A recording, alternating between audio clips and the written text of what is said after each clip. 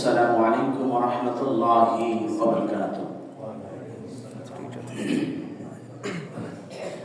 إن الحمد لله الذي أكرم الذي خلق الإنسان وكرمه وعلمه بيان ما لم يعلم فسبحان الذي لا إحصاء امتنانه من اللسان ولها بالقلم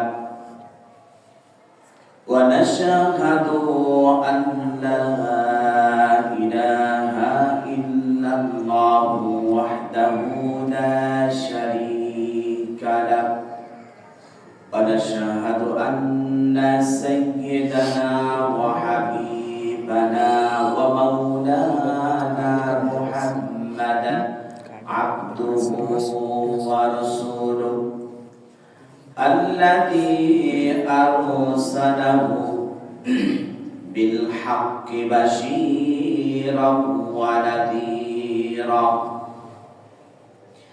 أما بعد فقد قال الله تعالى في كلامه المجيد والفرقانه الحميد أعوذ بالله من الشيطان الرجيم بسم الله الرحمن الرحيم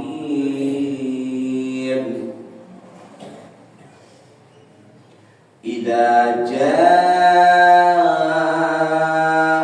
نصر الله والفتح ورأيت الناس يدخلون في دين الله أفواجا فسبح بحمد ربك واستغفر إنه كان توابا قال الله تعالى في شان حبيبه إن الله وملائكته يصلون على النبي يا أيها الذين آمنوا صلوا عليه وسلموا تسليما সবাই মুহাব্বতের সহিত দরুদ ইব্রাহিম করুন আল্লাহুম্মা সাল্লি আলা মুহাম্মাদ ওয়া আলা আলি মুহাম্মাদ কামা সাল্লাইতা আলা ইব্রাহিম ওয়া আলা আলি ইব্রাহিম ইন্নাকা হামিদুম মাজিদ আল্লাহুম্মা বারিক আলা মুহাম্মাদ وعلى آل محمد كما باركت على إبراهيم وعلى آل إبراهيم إنك حميد مجيد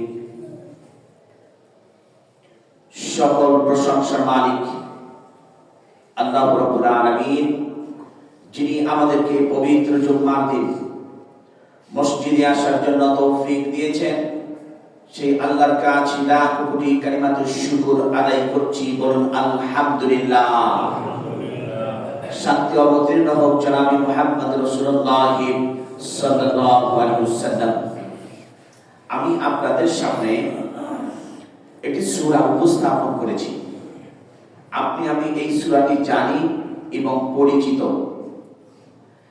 এই সূরাকে কেন্দ্র করে কালিমার মর্ম কথা গত 2 শুক্রবার বলেছি আজকে আরেকটু আংশিক বলবো ওমা তৌফিকি ইল্লা বিল্লাহ আলাইহি তাওয়াক্কালতু ওয়া ইলাইহি উনীব রব্বানা লা ইলমা লানা ইল্লা মা 'আল্লামতানা ইন্নাকা আনতাল আলিমুল হাকীম রব্বিশরাহ লি সাদরি ওয়াইসিরলি আমরি ওয়াহলুল উকদাতাম মিন লিসানি ইয়াফকাহু কওলি, বলুন আমিন। আপনি আমি পৃথিবীর সকল মানুষ কোরআন এবং হাদিস দিয়ে জীবন গঠন করলে মারামারি, কাটাকাটি, হানাহানি এটা হতো না। পৃথিবীতে চাক্ষুষ প্রমাণ, যখন যারা যেভাবে ক্ষমতায় আসছে তারাই ঝগড়া করছে। দেখেন ইস্তেমা ময়দানের দিকে দেখান, এই সাত গ্রুপ আর জুবাইর গ্রুপ মিলে মারামারি করে আজ কতজন মারা গিয়েছেন। অমুক বলতেছে শহীদ, অমুক বলতেছে শহীদ। এই যে মারামারি, বলেন তো একজন মুসলমান আর একজন মুসলমানকে মারছে, এর ফলে আপনার আমার লাভ হচ্ছে কতটুকু? এতে যারা মারা গিয়েছেন তাদের ফ্যামিলির কি অবস্থা হবে? এই দায়িত্বটা নিবে কি? তার ছেলে, বিয়ে, বউ, বাল বাচ্চাটা সবই তো আছে। একটু খেয়াল করে দেখেন, আল্লাহ নবী সাল্লাল্লাহু আলাইহি ওয়াসাল্লাম তিনি বলেন, বিনা কারণে কোনো মানুষকে হত্যা করা জায়েজ নেই। যদি কোনো ব্যক্তি একজন মানুষকে হত্যা করে তার গোটা জাতিকে হত্যা করার শামিল। দেখেন সেই দৃষ্টিকোণ থেকে রাত্রি যখন গভীর হয়ে গেল, সবাই দু হাত কোরবান লাঠি নিয়ে মাঠের মধ্যে ঢুকে যে যাকে সামনে পাচ্ছে তাকে মারছে। এর ফলে পুরো বিশ্ববাসী, পুরো জাতি দেখছে যে কি করছে। তো আমাদেরকে অবশ্যই জানতে হবে, কোরআন এবং হাদিস দিয়ে যদি আপনি আমি জীবন করি, আপনার আমার দ্বারাই কখনো খুন খারাপি, চিন্তাই, রাহাজানি কখনোই হওয়া সম্ভব নয়। কিন্তু দেখেন তো কি করছি। আল্লাহর নবী মুহাম্মদ রাসূলুল্লাহ সাল্লাল্লাহু আলাইহি ওয়াসাল্লাম বলেন, কোন ব্যক্তি যদি কোরআন দিয়ে জীবন গড়ে, ওই ব্যক্তি তার দ্বারা কখনো মিথ্যা কথা বলা সম্ভব হবে না, তার দ্বারা কোনো খারাপ কাজ করা সম্ভব হবে না, তার দ্বারা কখনো মিথ্যা কথা বলা সম্ভব নয়, তার দ্বারা কখনো চিন্তাই, রাহাজানি, খুন খারাপি করা সম্ভব নয়। কারণ আল্লাহর নবী সাল্লাল্লাহু আলাইহি ওয়াসাল্লাম বলেন, যখন কোরআন তার দেহের মধ্যে ফিট হয়ে যাবে, তার সিনার মধ্যে যখন গেঁথে যাবে, ওই ব্যক্তি যখন ওই কাজটি করতে যাবে, করতে যাওয়ার সঙ্গে সঙ্গে কোরআন তার সামনে এসে বাধা দিয়ে দিবে। সুবহানাল্লাহ। কিন্তু আপনি আমি তাই করতে পারিনি। এর বিকল্প ধারা করেছি কি? আপনার আমার মতো সব কিছু বাতলে নিয়েছি। আল্লাহ পাক পরে তোমাদের মতো যদি আমার নবী বলতো, মা ইয়ানতিকু আনিল হাওয়া ইন হুয়া ইল্লা ওয়াহয়ুন ইউহা। আল্লাহ পাক বলেন, ও বিশ্ববাসী শোনো, আমার নবী যদি তার প্রবৃত্তি অনুসরণ করেন, তার মন করা যদি কোনো কথা বলতেন, ওয়ালাউ তাকাওয়ালা আলাইনা বা'দাল আকাবির লাআখাযনা মিনহু বিল-ইয়ামিন, তাহলে আমি তার ডান হস্তকে চেপে ধরতাম আর আমি তার কণ্ঠনালীকে কেটে ফেলে দিতাম। আল্লাহ পাকের হাবিব সাল্লাল্লাহু আলাইহি ওয়াসাল্লামের বিবি আয়েশার কাছে এসে জিজ্ঞাসা করলেন, আয়েশা, উম্মুল মুমিনিন মা আয়েশা, আপনি আমাদেরকে নবীজির চরিত্র সম্পর্কে বলুন। তখন নবীজির কথা জিজ্ঞাসা করার সঙ্গে সঙ্গে তখন বলছে, তোমরা আমার কাছে কেন এলে?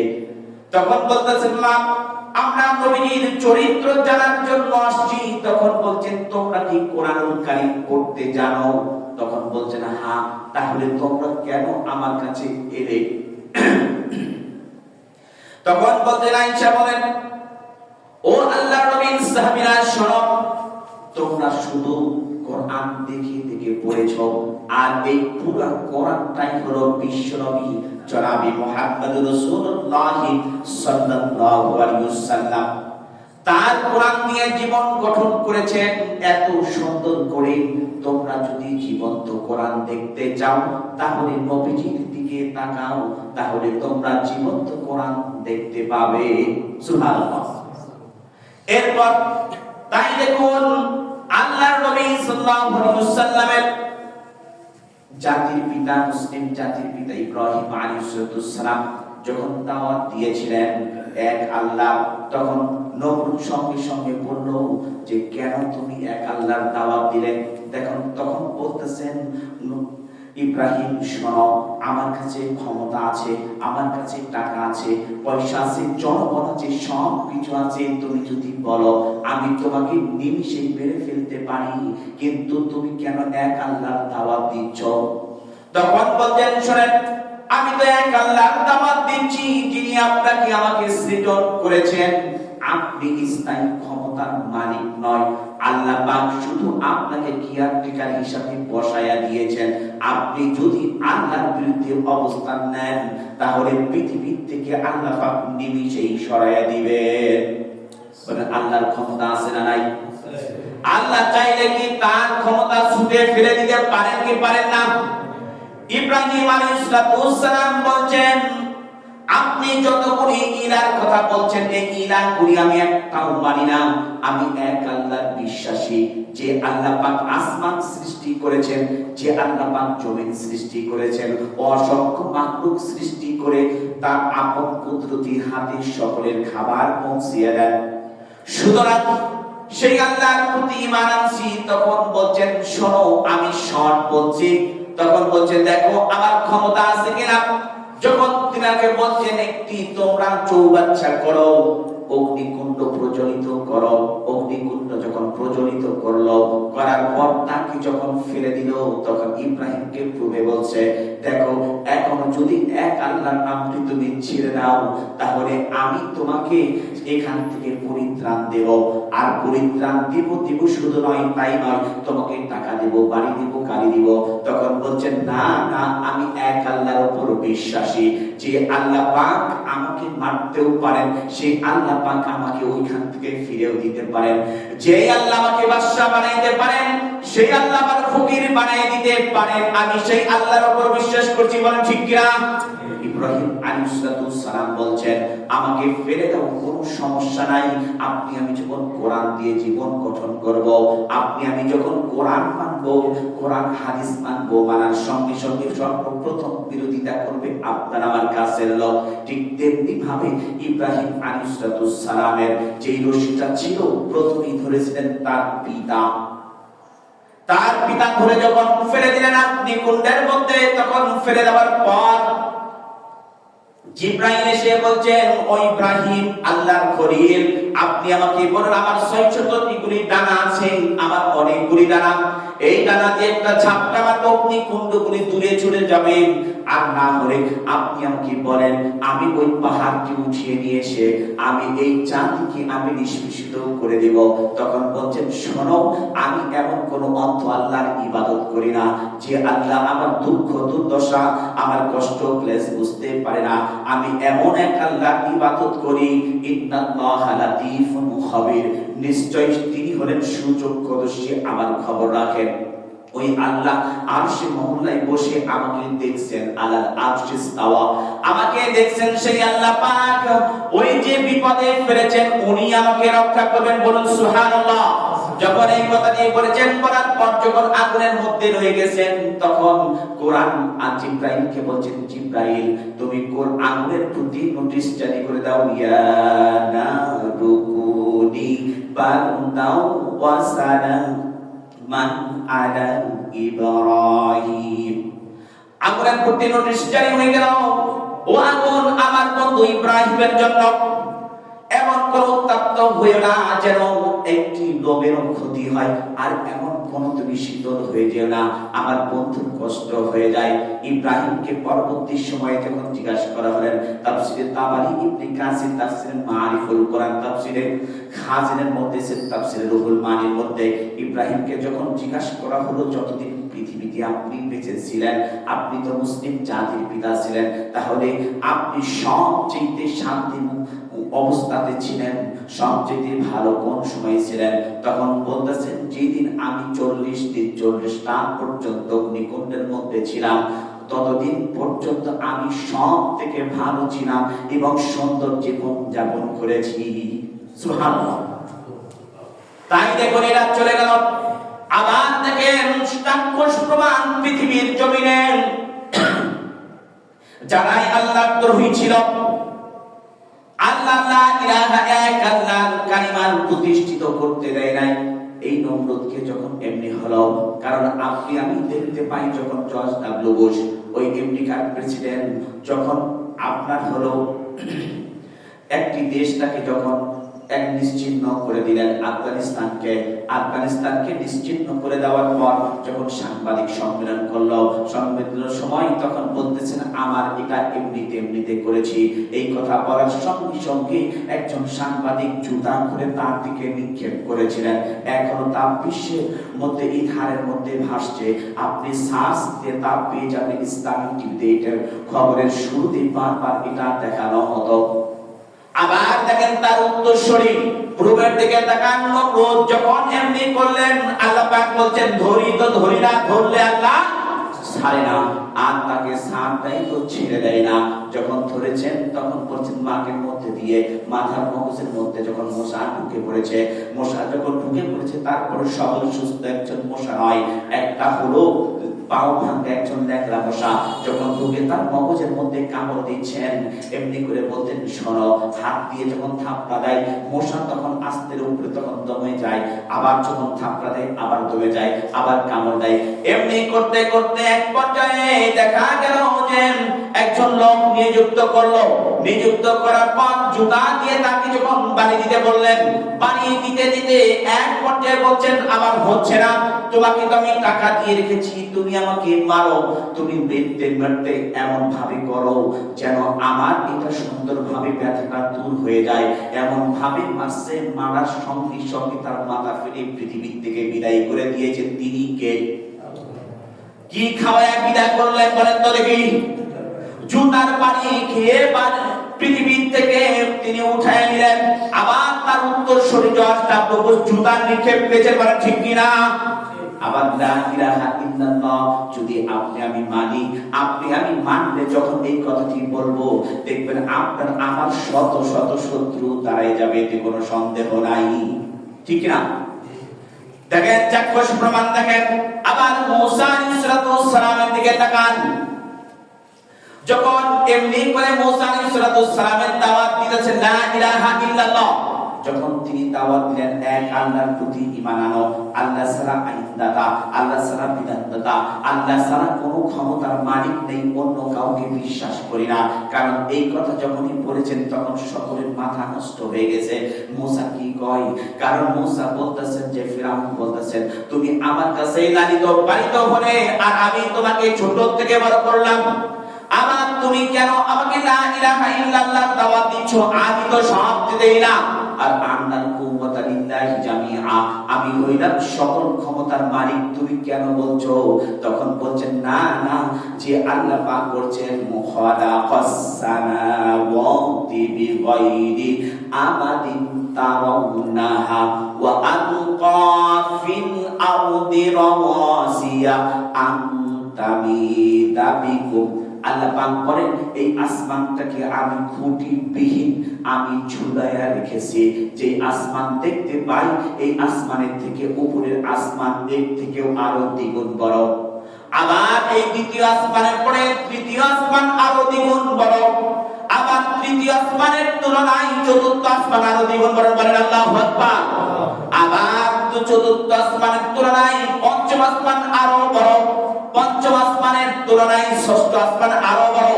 ষষ্ঠ আসমানের তুলনায় আরো সপ্তম আসমান আরো বড়। বলেন আল্লাহু আকবার।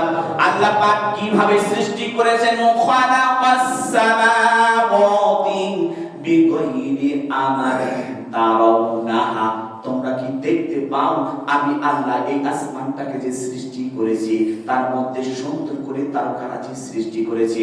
এমন তারকারাজি আছে যতদিন থেকে আমি এই তারকারাজিরে আসমান সৃষ্টি করে তারকা ফিটিং দিয়েছি এই সেই দিন থেকে আলো দিচ্ছে। আজ পর্যন্ত পৃথিবীর মাটি এখন পর্যন্ত স্পর্শ করে নাই। সুবহানাল্লাহ।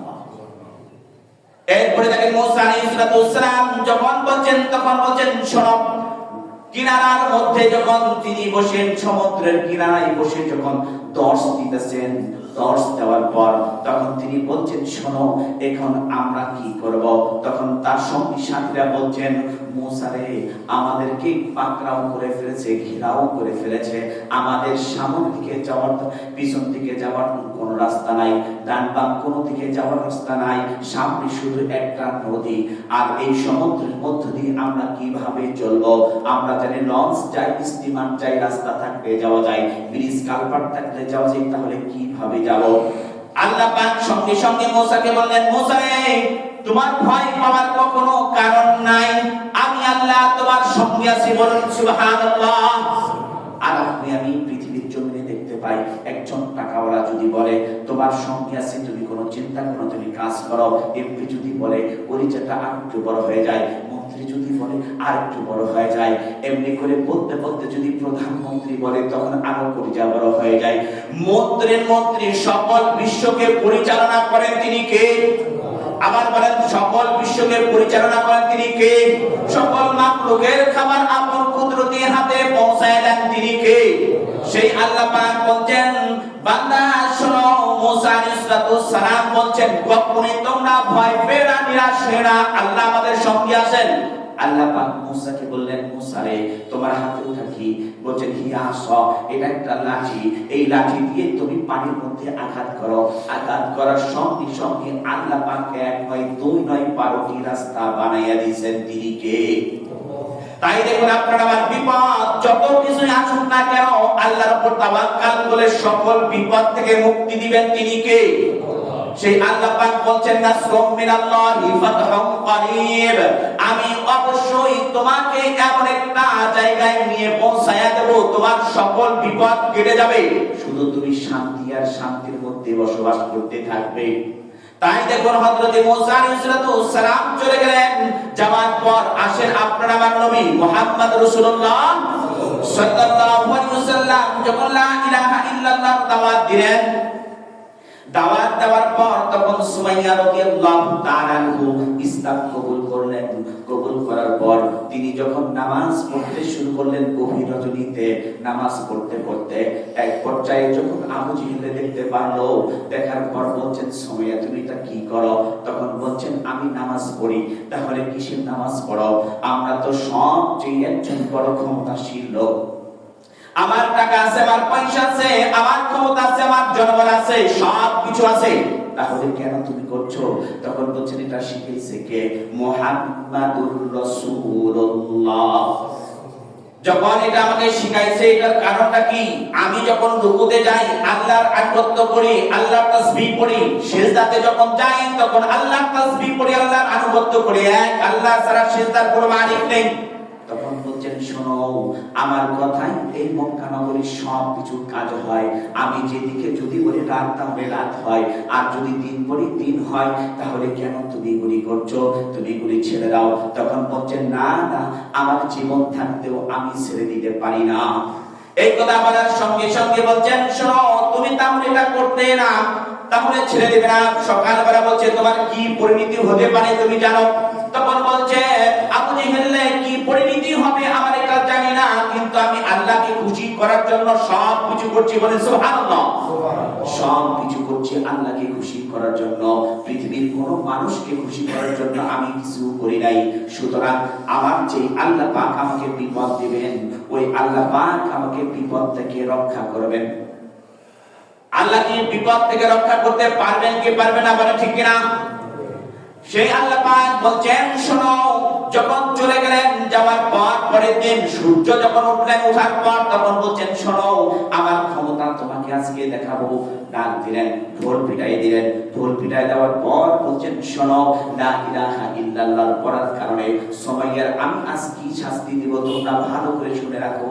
তখন বলছেন, শোনো, তুমি কি এইখানে তুমি মুহাম্মদ রাসূলুল্লাহ সাল্লাল্লাহু আলাইহি ওয়াসাল্লাম মুখে যদি থুতু দিতে পারো, তাকে যদি বলো যে আমি তা মানি না, তাহলে তোমাকে বাড়ি দিব, গাড়ি দিব, যাহা কিছু দরকার তোমার সব কিছু দিব, শুধু লা ইলাহা ইল্লাল্লাহ বাদ দাও। আর আপনি আমি দেখতেছি পৃথিবীতে লা ইলাহা ইল্লাল্লাহ যদি আপনাকে আমাকে আমাকে বলে যে অনেকগুলি টাকা দেব, আমাদের আপনারা মানে এমন একটি দুর্বল যে ঈমান কচুর পাতায় পানি রাখা সম্ভব কিন্তু ঈমান ধরে রাখা সম্ভব নয়, বলেন ঠিক কিনা? আল্লাহ নবী সাল্লাল্লাহু আলাইহি ওয়াসাল্লাম এর কাছে যখন এমনি করে খবর গেল, তখন সুমাইয়াকে সবার সামনে দাঁড় করে দিলেন। দাঁড় করে দেওয়ার পর তখন বলছেন তুমি কি মানো না? তখন তিনি নিজে এক এক করে শরীর থেকে যেগুলি কাপড় ছিঁড়ে টেনে মেরে ঘুরে ফেলেছে, কিন্তু তখন বলতেছেন রব্বুল আলামিন মুখ দুই হাত যখন চোখটা চেপে ধরেছেন, ধরে বলছেন রব্বুল আলামিন তোমার প্রতি ঈমান আনার কারণে, লা ইলাহা ইল্লাল্লাহ মুহাম্মাদুর রাসূলুল্লাহ বলার কারণে, নবীর প্রতি ঈমান আনার কারণে আমাকে বিবস্ত্রহীন করেছে। আল্লাহ তুমি আমাকে রক্ষা করো, তুমি ছাড়া উত্তম সাহায্যকারী আর কেউ নেই। এই কথা যখন বলেছেন তুমি কি এখন আমার কাছে নত জানু হইবে না, নত স্বীকার করবে না? তখন বলছেন না, আমি যদি নত স্বীকার করি, এক আল্লাহর প্রতি নত স্বীকার করব, পৃথিবীর কোন মানুষের প্রতি আমি নত স্বীকার করতে রাজি। তখন বলছেন না আমি স্বীকার করব না।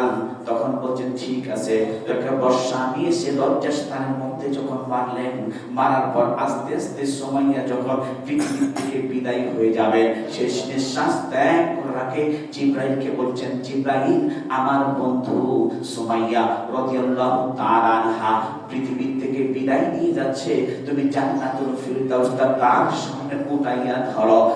যখন সুমাইয়া রাদিয়াল্লাহু তাআলা মৃত্যুর আগে যখন মুস্কি হাসি দিয়েছেন, হাসি দেওয়ার সঙ্গে সঙ্গে সকলে বলতেছেন এই কেমন মৃত্যু যে হাসতে হাসতে পৃথিবী থেকে বিদায় নিয়ে যাচ্ছে। সুবহানাল্লাহ।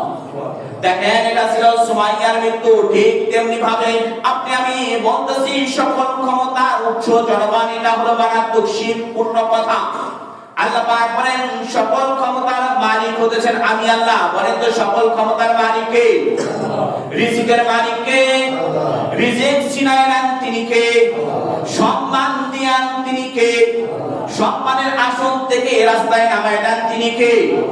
তাহলে আপনি আমি বলছি কিভাবে কুলিল্লাহুম্মা মালিকাল মুলক তুতিল মুলকা মান তাশা ওয়া তানসিবুল মুলকা মিম্মান তাশা ওয়া তুইজ্জু মান তাশা ওয়া তুদিল্লু মান তাশা বিয়াদিকাল খায়র ইন্নাকা আলা কুল্লি শাইইন কাদির।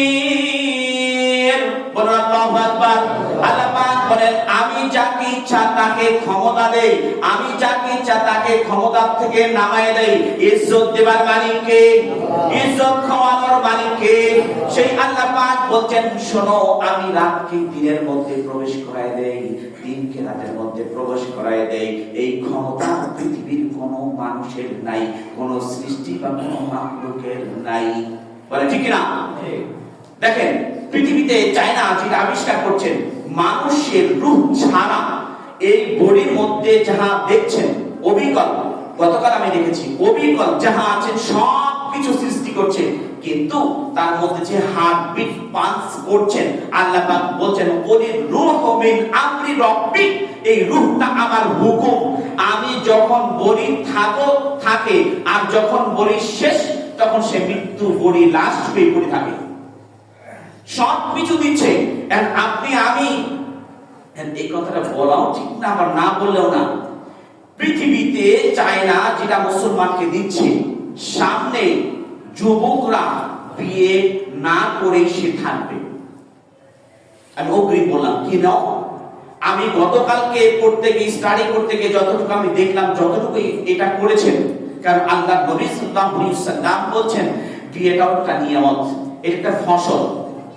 এখন আল্লাহ নবী সাল্লাল্লাহু আলাইহি ওয়াসাল্লাম বলেন সকল নবীরা কিছু কিছু উম্মত নিয়ে আর উঠবেন কিয়ামতের দিন, আর কিছু নবী আছেন যে একাই উঠবেন, আর আমি নবী মুহাম্মদ সাল্লাল্লাহু আলাইহি ওয়াসাল্লাম অসংখ্য অগণিত উম্মত নিয়ে আমি হাসরের মাঠে উঠব। সুবহানাল্লাহ। দেখেন ঠিক এইদিকে যদি আমি তাকাই, এইদিকে যদি বলি, তাহলে এখন আস্তে আস্তে করে আবিষ্কার করছে, কারণ সকলের হাতে মুঠোফোন আছে, স্মার্টফোন। এই স্মার্টফোনটি যতটুকু মানুষের জন্য কল্যাণকর তার থেকে বেশি খারাপ। যতটুকু কল্যাণ করবে, যদি আপনার 80% কল্যাণের দিকে আছে তাহলে 100% খারাপের দিকে চলে যাবে। কারণ এইটার মধ্যে চাইলে আমি খারাপ কিছু দেখতে পারি, কোনো সময় লাগে না। খালি বলে একটা ক্লিক করলে শেষ। আর যদি এইটাও যদি লিখতে নাও পারে, স্পিকারে চাপ দিয়ে যদি আপনি মুখে বলেন সেটা সঙ্গে সঙ্গে চলে আসছে, তাহলে আপনাকে আমাকে খেয়াল রাখতে হবে আপনার আমার ছেলে নিয়ে কি করছে, কি করছে।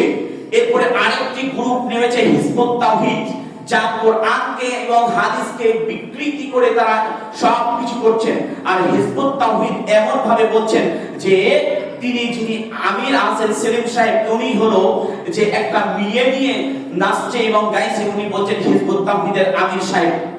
আচ্ছা বলেন তো, নিজের বিবি ছাড়া কখনো অন্য মেয়ের সংস্পর্শে যাওয়া কোরআন এটাকে বৈধতা বলে? তাহলে আমার বৈধতা নাই, কিছু নেই, নারী পুরুষ একাকারে একসঙ্গে থাকতে পারে, একসঙ্গে সবকিছু করতে পারবে, এইভাবে দিচ্ছেন। তো আপনার আমার কাজ হবে আপনার আমার ছেলে নিয়ে কি করছেন এই দিকটাতে খেয়াল রাখতে হবে। দ্বিতীয় কথা যেটা বলেছিলাম, আল্লাহ নবী সাল্লাল্লাহু আলাইহি ওয়াসাল্লামকে বলছেন, দেখেন আপনি আমার যদি নেতা কর্মী থাকে, তখন বলছেন যে দেখেন আল্লাহ নবী কেমন ছিলেন নেতা, তখন বলতেছেন যে যখন ওদিকে হেঁটে যাচ্ছেন আম্মার ইবনে ইয়াসির, তাকে মারছেন, জুলুম নির্যাতন সবকিছু করছেন, তখন দুই উটের সাথে দু পা যখন বেঁধে দিয়েছেন, দুই উট দুদিকে তাড়াই দিচ্ছেন, মাঝখান দিকে চলে যাচ্ছে, ফিরে চলে যাচ্ছে, একজন মানুষ জিন্দা মানুষ ফিরে যখন চলে যাচ্ছে, তখন ওদিক দিয়ে মুহাম্মদ সাল্লাল্লাহু আলাইহি ওয়াসাল্লাম যাচ্ছেন। একবারও বলেনি যে আপনি আমাদের নেতা, কেন এটা বললেন? আপনি দেখছেন না আপনাদের দুঃখ দুর্দশা, কেন আমাদের পক্ষে কাজ করছেন না?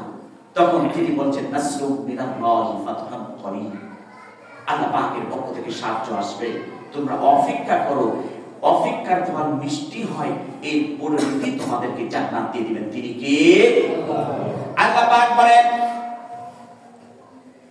আমি পৃথিবীটাকে সুন্দর করে সৃজন করেছি, আর পৃথিবীর যত মাখলুক বলতেছে আমার সব কিছু আছে, সব কিছু করতে পারি, আমি সব কিছু করতে পারি, সব কিছু জানাচ্ছি আর বলতেছি, কিন্তু আসলে এটা কতটুকু আপনি আমি যদি বলি, বলেন তো দেখি আসমানের মালিক কে? সবাই বলেন আসমানের মালিক কে? জমিনের মালিক কে? সৃষ্টি করে মালিক কে? আলা লাহুল খালকু ওয়াল আমর, সৃষ্টি যার, আইন চলবে কার? আপনি আমি দেখেন তো, এই আপনার আমার সাংসারিক জীবনে কখনোই কোরআন দিয়ে কি চলে? কোরআন দিয়ে চলে না। আপনার আমার গ্রাম কোরআন দিয়ে চলে না, আপনার আমার ইউনিয়ন কোরআন দিয়ে চলে না, আপনার আমার পৌরসভা এরিয়া সিটি কর্পোরেশনের কখনো আইন দিয়ে, কোরআনের আইন দিয়ে চলে না। কোরআন আইন দিয়ে যদি চলতো, আল্লাহ পাক বলেন ফালা খাউফুন আলাইহিম ওয়ালা হুম ইয়াহজানুন, তাহলে তোমার ভয়ের কোনো কারণ নাই, ত্রাসের কোনো কারণ নাই, তোমরা যদি তোমরাই জয়ী হবে, সব চাইতে তোমরা কামিয়াবি, তোমাদের সব কিছু আমি পৌঁছায় দেব আপন কুদরতি হাতে। সুবহানাল্লাহ। এরপরে আল্লাহ পাক বলেন ইনিল হুকমু ইল্লা লিল্লাহ, আমি যেহেতু সৃষ্টি করেছি আমার আইন চলবে। কারণ পৃথিবীতে আপনি আমি দেখতে পাই ওমর রাদিয়াল্লাহু তাআলা পৃথিবীতে যাহা কিছু করতেছেন, একজন সবচেয়ে কারিশমার মতো, জাদুর মতো ছোঁয়া দিয়ে সব কিছু কাজ করে দিয়েছেন।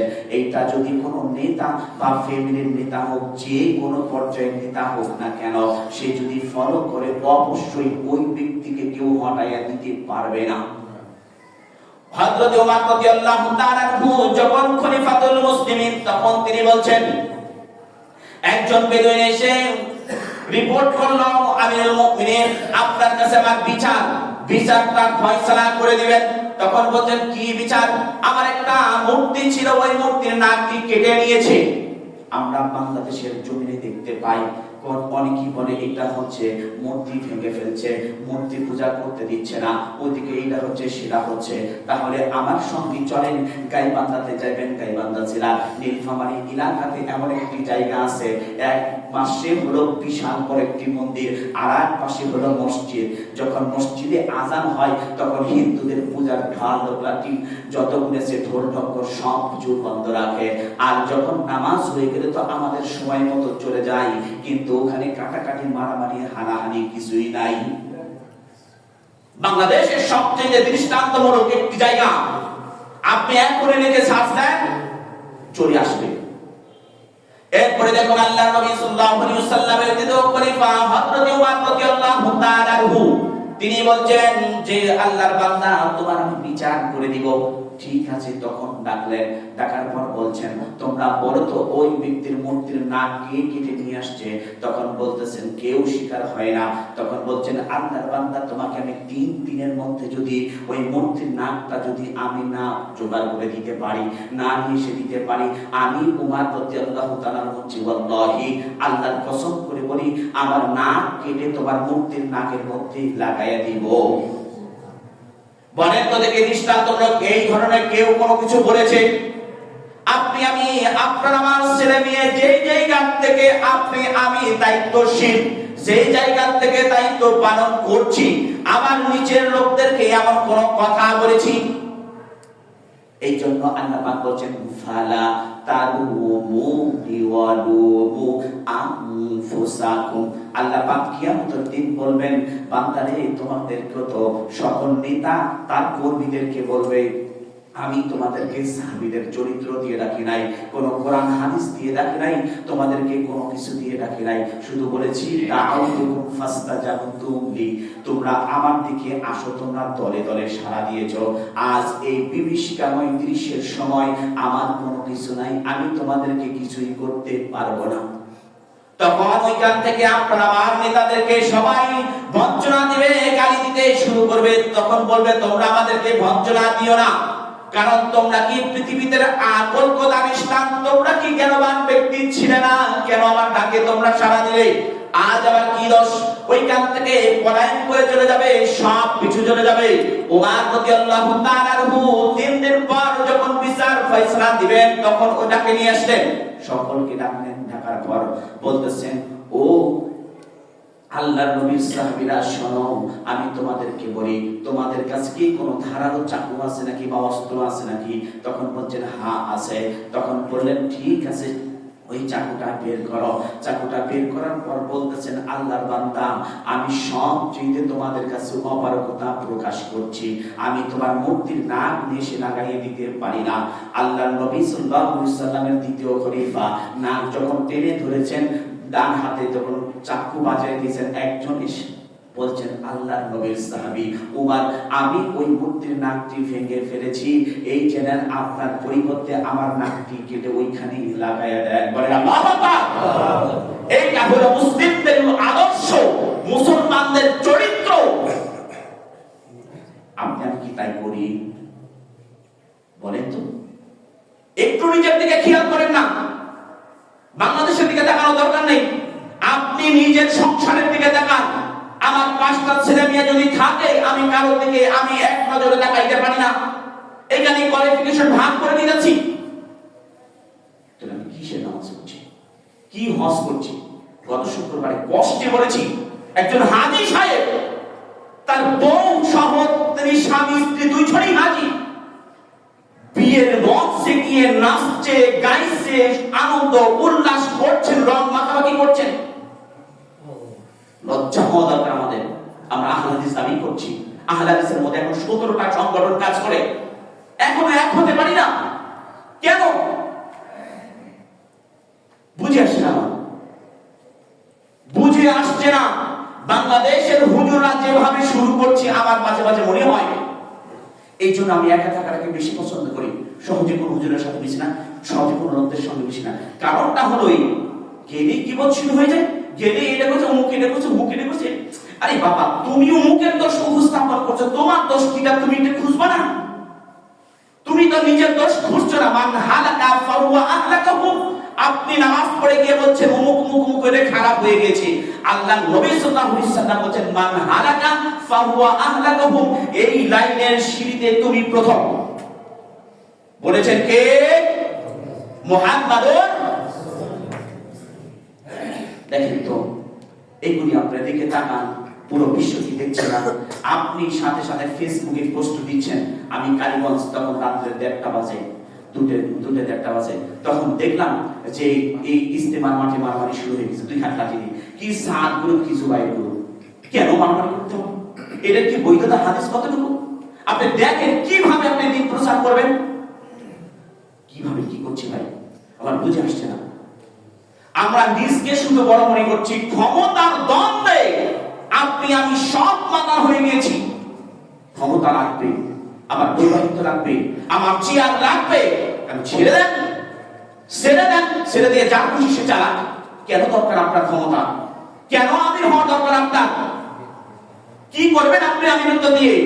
আমির যদি হতে হয়, উমর রাদিয়াল্লাহু তাআলা বলছেন 2004 সালের ইসলামিক এসএসসি পরীক্ষার একটি প্রশ্ন, শর্ট প্রশ্ন লেখা আছে যে এমন উমর শর্ট বলছে যে এটা পুরোপুরি এখনো মনে নেই।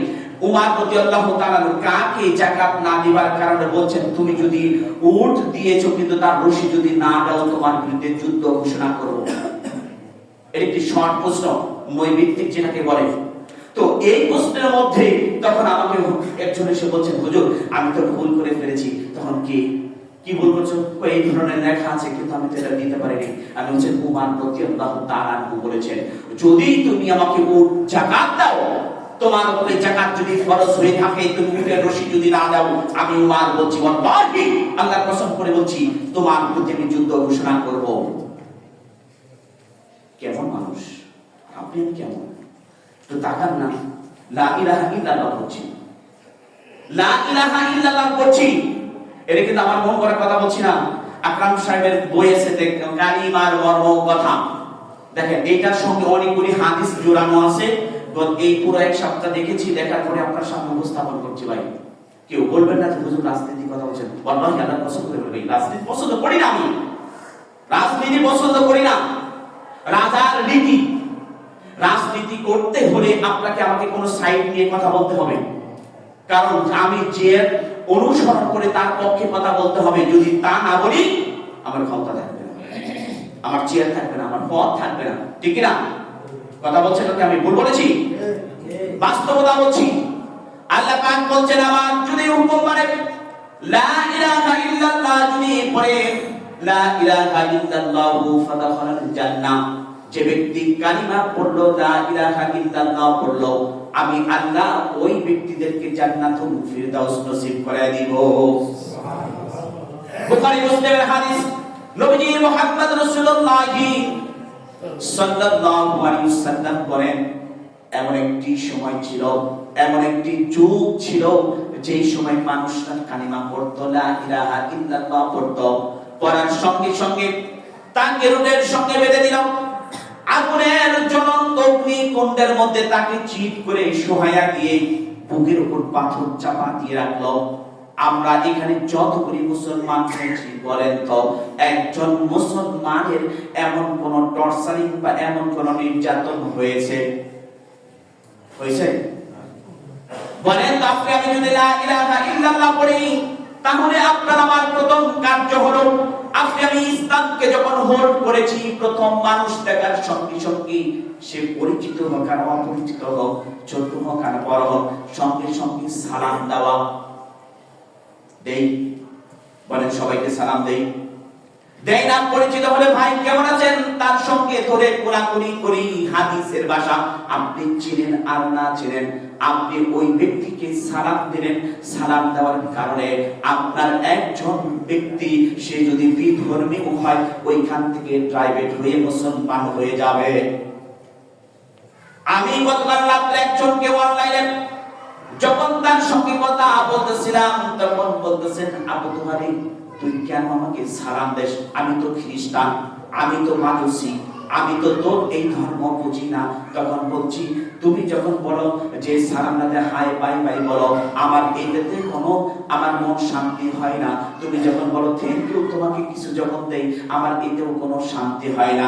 যখন সালাম দাও আসসালামু আলাইকুম ওয়া রাহমাতুল্লাহ, আল্লাহ পাক তোমার উপর রহমত নাজিল করুক, তুমি যখন জবাব দাও আলাইকুম আসসালাম ওয়া রাহমাতুল্লাহ, আল্লাহ পাক তোমার উপর রহমত নাজিল করুক। তুমি যখন আমাকে কিছু হাদিয়া দিয়েছো বা গিফট দিয়েছো তুমি তখন বলছো থ্যাংক ইউ, এই থ্যাংক ইউ পর্যন্ত শেষ। তুমি যখন বলবে জাযাকাল্লাহ খাইর, যখন এই কথাটি বলেছো তুমি যদি আমাকে এক গ্লাস পানি দাও আল্লাহ পাক বলেন তুমি যে এর বিনিময় হলো আল্লাহ পাক এর থেকেও তোমাকে আরো উত্তম কিছু দান করে দেয়। বলে তো বলি।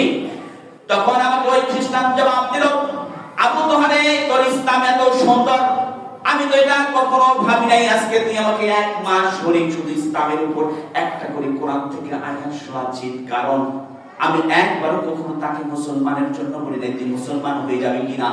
আমি কখনোই বলি নাই, বলেছি তোকে আমি একটা করে আয়াত শোনাবো, আমি তোকে কিছুই বলবো না। তখন বলছেন, যখন নিসবাহু সুলসাহু তাইফাতুম মিনাল্লাযিনা মা, রাত্রের 3 অংশে দাঁড়াও, এইটার যখন ব্যাখ্যাটা আমার কাছ থেকে শুনতে চাইলেন, যখন বললাম, বলার সঙ্গে সঙ্গে তিনি বলছেন এটার ফজিলত এত, আল্লাহর কাছে চাইলে কবুল হয়ে যায়। যখন হাদিস কয়টা উপস্থাপন করে তার কাছে যখন ইংলিশে সেন্ড করে দিলাম, সেন্ড করে দেওয়ার সঙ্গে সঙ্গে তিনি বলছেন, আবু তোহা আজকে থেকে আমি 5 ওয়াক্ত নামাজ পড়ব। কি বলছেন? বিধর্মী, বিধর্মী, তার সাথে আমার ঝগড়া দরকার আছে? কোনো কথা দরকার নাই। তার সাথে তাড়াহুড়া করে আমি তাকে ইসলামে নিয়ে আসবো না, কুশিন কালেও না। বলার সঙ্গে সঙ্গে বলছেন 5 ওয়াক্ত নামাজের ফজিলত। সবগুলি হাদিস যখন কালেক্ট করে সেন্ড করে দিলাম, তখন আমাকে শেষ বাক্য বলছেন, এই নামাজ পড়তে হলে এর পূর্বে আমাকে কি করতে হবে? তখন বলছি, এমন একটি মধুর কালিমা আছে যা নবীজি মুহাম্মদ সাল্লাল্লাহু আলাইহি ওয়াসাল্লাম আমাদেরকে শিখিয়ে দিয়েছেন। এই কালিমাটা হলো, সবাই বলুন, আশহাদু আল্লা ইলাহা ইল্লাল্লাহু ওয়াহদাহু লা শারীকা লাহু ওয়া আশহাদু আন্না মুহাম্মাদান আবদুহু ওয়া রাসূলুহু। শেষ আয়াত বলছি, আল্লাহ নবী সাল্লাল্লাহু আলাইহি ওয়াসাল্লাম বলেন, তোমরা পৃথিবীর জমিনে সব কিছু অমুকের আইন মানি না, অমুকের কথা শুনতে রাজি না, অমুকের নির্দেশন মানতে রাজি না। আল্লাহ পাক বলেন, এই পৃথিবীতে যত মাখলুক আছে সবগুলি আমার আইন মানে। বলেন তো আইন মানে কার? আল্লাহ পাক বলেন, লা শামসু ইয়ানবাগি লাহা আন তুদরিকাল কমারা ওয়া লাল-লাইলু সাবিকুন নাহার ওয়া কুল্লুন ফি ফালাকিন ইয়াসবাহুন। সূরা ইয়াসিন 36 নম্বর সূরা, 23 নম্বর পারা, 2 নম্বর পৃষ্ঠাে 2 নম্বর লাইনের 40 নম্বর আয়াত। আল্লাহ পাক বলেন, কেন বাচ্চারা, বুদ্ধিমান যারা, তাদের জন্য ইহার মধ্যে বোঝার অনেক কিছু আছে। আল্লাহর হুকুমে পূব দিকে সূর্য ওঠে, পশ্চিম দিকে অস্তমিত যায়, আবার নতুন 4 মাসের শুরুতে পশ্চিম আকাশে উদিত হয়। বলেন ঠিক কিনা? প্রবাল জ্ঞানী হইবে যারা, আপন মনে বুঝিবে তাহারা, সূর্য পারে না চন্দ্রের স্থান করিবার দখল, চন্দ্র পারে না সূর্যের স্থান করিবার দখল, যাহার যে স্থান বহন রাখিয়া ভ্রমণ করেছেন খোদারে ডরিয়া। সুবহানাল্লাহ। তাই দেখুন বন্ধুগণ, আপনাকে আমাকে এক আল্লাহর আইন মানতে হবে। বলে ঠিক কিনা? এটা হলো লা ইলাহা ইল্লাল্লাহু মুহাম্মাদুর রাসূলুল্লাহ। আজকের খুতবা শেষ কথা বলছি। আজকে আপনি আমি কি একটু ট্রাই করব, যেটা করলে বিশ্বনবী সাল্লাল্লাহু আলাইহি ওয়াসাল্লাম বলেন, সুন্নাহ মানলে একটি সুন্নাতকে জিন্দা করে 100 শহীদের মর্যাদা দিবেন। এই সুন্নাতটা হলো, আমরা মনে করি খাবার শেষে মিষ্টি খাওয়া সুন্নাত হলো, এটা মানে এটা সহজ। সবচেয়ে বড় একটি কঠিন, সেটা হলো আপনার আমার বাড়ির গেটের সামনে গিয়ে জোরে একটা সালাম দিব। কি দিব? বলি ইনশাআল্লাহ। এটা পালন করব, বলি ইনশাআল্লাহ। কারণ হঠাৎ যখন জোরে সালাম দিবেন, আপনার মানে জিজ্ঞাসা করবেন, তুমি আজকে সালাম দিলে যে কোনো কি নতুন কিছু দাওয়াত কিছু? তখন দেখবেন কি এটা বলবেন না, বলবেন যে আমি এটা সালাম দিয়েছি। যখন ঘর থেকে বের হবেন তখন সালাম দিয়ে বের হবেন, থাকো আমি আসি, বিসমিল্লাহি তাওয়াক্কালতু আলাল্লাহ লা হাওলা ওয়ালা কুওয়াতা ইল্লা বিল্লাহ বলে তখন বের হয়ে যাবেন। এই নিয়মটা পালন করেন না, দেখেন আপনার ঘরটা জান্নাতের টুকরা হয়ে যাবে। ঘরে শান্তি নেই, ছেলে বাবার কথা শোনে না, মার কথা শোনে না, মেয়ে তার বাবার কথা শোনে, মার কথা শোনে না, বিশাল বড় বড় নখ রেখেছি। গতকালকে একজন আমাকে ফোন দিয়েছেন, বলছেন যে আমার মেয়ে যে বাবা খায় আমি কখনো চিন্তা না, আমার ছেলে যে হিরোইন খায় কখনো জানতামই না। মতো খাচ্ছে, ওর মতো পড়তেছে, কিন্তু সেই অনুভূতি দিচ্ছে না। যখন খায় একটি বাবা, বুড়িগঙ্গার বাবা, 200 টাকা হরি পাউন্ড যায়, 200 টাকা হরি পাউন্ড যায়। এই বাবা খেয়ে তখন বিশাল বড় বড় চোখ হয়ে যায়, তখন মনে হয় যে আমার থেকে আর কেউ শক্তিশালী নেই। আমি মনে করছি আমার ছেলে তো সারা রাত জেগে থেকে পড়তেছে। গোপন ব্যাগটা বলে দিলাম, দেখেন না, একটু ট্রাই করেন। গতকালকে রাত্রে 3টার দিকে যখন এই মেসেজ পড়ছে আমাকে, তখন আমি বলছি আল্লাহর কাছে পানা চান, আল্লাহ সারা পৃথিবীর কেউ কাউকে ভালো করতে পারে? আল্লাহ পাক আমাদেরকে তৌফিক দিন, বলুন আমিন।